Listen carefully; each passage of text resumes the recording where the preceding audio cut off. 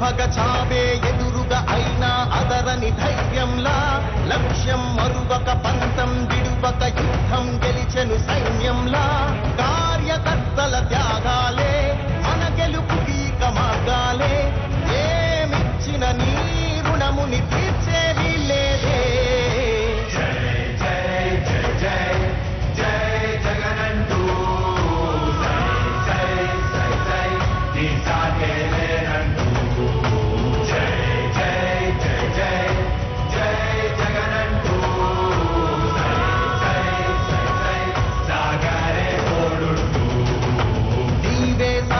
నీవే వారధి నీవే పిడికిలి పార్టీకే నీవే చమురివి నీవే వెలుగువి నీవే అండవి జెండాకే ఏం తగిలిన గాయాలే. మా కావలి సిద్ధం సభకు గౌరవ ముఖ్యమంత్రి జగన్మోహన్ రెడ్డి గారు రాబోతున్నారు. దీనికి సంబంధించి అన్ని ఏర్పాట్లు కూడా పెద్ద ఎత్తున ఇక్కడ అన్ని ఏర్పాటు చేయడం జరిగింది. దాదాపు 8 నియోజకవర్గాల నుంచి మొత్తం 1.5 లక్ష పైచిలకు ఈరోజు జన సమీకరణ కూడా రాబోతూ ఉన్నారు. ముఖ్యంగా కావలి నియోజకవర్గం నుంచి దాదాపు 50,000 మంది ఈ కార్యక్రమానికి రాబోతున్నారని కూడా తెలియజేస్తున్నాం. ఈరోజు ప్రతి ఒక్కరు కూడా సిద్ధం సభలో మేము పాల్గొనగా అని గతంలో కూడా మమ్మల్ని అడగటం, మేము అప్పుడు ట్రాన్స్పోర్ట్ అవైలబిలిటీ లేక ఎక్కువ మందిని తీసుకోలేకపోయాం.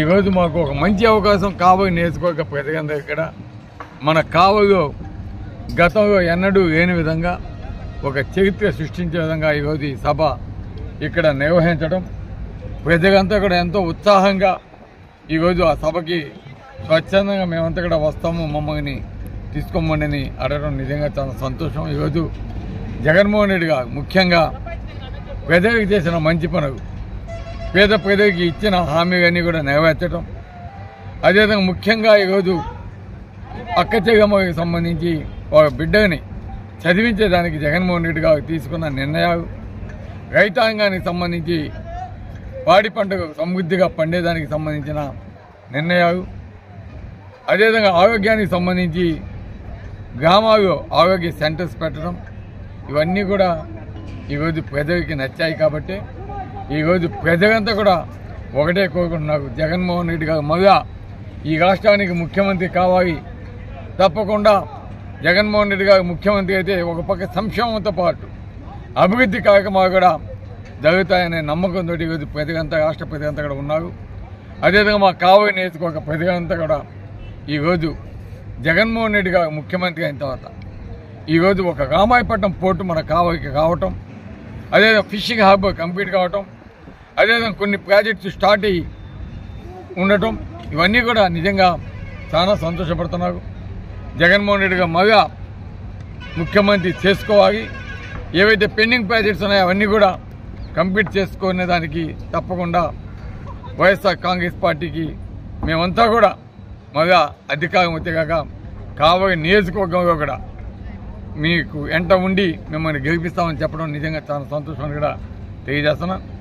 అదేవిధంగా ఈరోజు విజయసాయి రెడ్డి గారు జగనన్న తర్వాత జగనన్న లాంటి వ్యక్తి మన నెల్లూరు జిల్లాకి పార్లమెంట్ అభ్యర్థిగా పోటీ చేయడం నిజంగా మనందరి అదృష్టం. ఈరోజు ఏది కావాలన్నా కూడా తప్పకుండా జగనన్న ఏదైతే మాట ఇస్తాడో అదేవిధంగా విజయసాయి కూడా తప్పకుండా చెప్పిన ప్రకారం చేసే వ్యక్తి, ముక్కుసూటి మనిషి. తప్పకుండా జగనన్నకి ఎప్పుడు కూడా అండగా ఉండి ఆ కుటుంబంతో ఉన్న సాన్నిహిత్యం వల్ల ఈరోజు ఆయన జగనన్నగా ఈరోజు మనందరికీ ఇక్కడ ఒక పెద్ద దిక్కుగా ఉండి ఈరోజు మన నెల్లూరు జిల్లాలో పోటీ చేయడం మనందరికీ అదృష్టంగా భావిస్తున్నాం. కావలి నియోజకవర్గంలో కూడా మనకి ఆయన ఒకటే మాట ఇచ్చాడు, జగదత్తి మండలంలో ఎయిర్పోర్ట్ రేపు ఎంపీగా గెలిచిన మొట్టమొదటి సంతకం మన ఎయిర్పోర్ట్కి ప్రాధాన్యత ఇస్తాను, ఆ ప్రాజెక్టుని టేకప్ చేసే విధంగా చేసి మన నెల్లూరు జిల్లాకి ఒక మంచి ఎయిర్పోర్ట్, గ్రీన్ఫీల్డ్ ఎయిర్పోర్ట్గా తీసుకురావడమే కాకుండా దాన్ని లాజిస్టిక్ జోన్గా కూడా తీర్చిదిద్దుతామని చెప్పడం, అదేవిధంగా ఈ తీర ప్రాంతంలో అనేక ఇండస్ట్రీస్ కూడా తీసుకొచ్చి మన పిల్లలకి ఉద్యోగ అవకాశాలు ఇప్పిస్తానని చెప్పడం, ఇవన్నీ కూడా మనందరికీ అదృష్టం. కాబట్టి అటువంటి వ్యక్తిని మనం ఈరోజు ఎంపీగా చేసుకుంటే మన కావలి నియోజకవర్గం అటు విజయసాయి రెడ్డి గారితో, అదేవిధంగా బీదా మస్తానరావు గారితో, అదేవిధంగా మన పెద్దగా ఈ మధ్య మన పార్టీ విజయన గౌరవనీయులు కాటంరెడ్డి విష్ణువర్ధన్ రెడ్డి గారు, మేము అందరం కూడా కలిసికట్టుగా నియోజకవర్గాన్ని అభివృద్ధి పదంలో తీసుకెళ్ళడానికి ఎప్పుడు కూడా ముందుంటాం. కాబట్టి ఈరోజు ప్రజలంతా కూడా నమ్ముతున్నారు. కావలి నియోజకవర్గంలో వైఎస్ఆర్సీపీని అత్యధిక మెజార్టీతోటి అటు ఎంపీని ఎమ్మెల్యేని గెలిపించడానికి ఎప్పుడు ఎలక్షన్స్ వస్తాయని వీక్షిస్తున్నారని కూడా తెలియజేస్తున్నాం. తప్పకుండా మా అందరి ఇది కూడా అభిప్రాయం కూడా కావలి నియోజకవర్గాన్ని అందరం కలిసికట్టుగా అభివృద్ధి చేసి కావలిని కనకపట్నంగా చేయడమే మా ధ్యేయంగా మేమంతా పనిచేస్తాం. ఎన్నడూ జరగని పరిపాలన గతంలో తెలుగుదేశం అధికారంలో ఉండి ఓన్లీ ఫౌండేషన్ స్టోన్స్కే పరిమితమైంది. కానీ ఈరోజు జగన్మోహన్ రెడ్డి గారి ప్రభుత్వం, మా నాయకుడి ప్రభుత్వం వచ్చాక ఈరోజు చేతలతో ఈ పనులు చేయించే పరిస్థితి, మాటలతో కాకుండా చేతలు చూపించే పరిస్థితి. ఈరోజు రామాయపట్నం పోర్టు ఉదాహరణకి ఫిషింగ్ హార్బర్ ఇవన్నీ కూడా కంప్లీట్ చేయటం, తీర ప్రాంతంలో రామాయపట్నానికి రోడ్డు వేయటం, అనేక గ్రామాల్లో రోడ్డు వేయటం.